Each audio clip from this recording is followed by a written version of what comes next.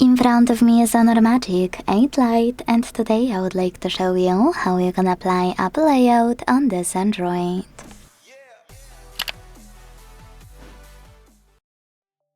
Start by opening Play Store and downloading free app called LaunchOS from LaunchOS Studio.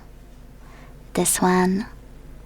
When your app is ready, you don't have to open it, but you need to open Devices Settings and scroll to Hit Apps. This way, you can click on Default Apps, and to apply your new launcher, hit Home app to click on it here. Make sure to tap on Allow All in the pop-up for it to work, and wait. As you can see, after a few seconds, my launcher was successfully applied.